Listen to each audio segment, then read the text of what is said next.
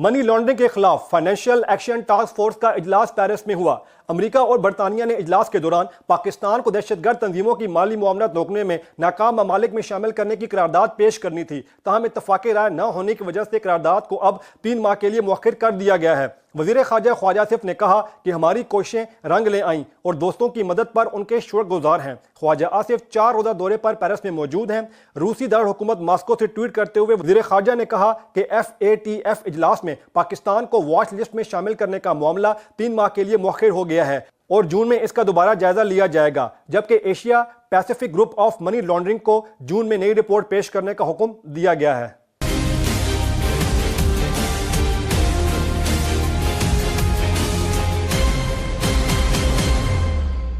Please subscribe to Hums Up TV and hit the notification icon on the screen to get the latest updates of our channel. Thank you for watching Hums Up TV.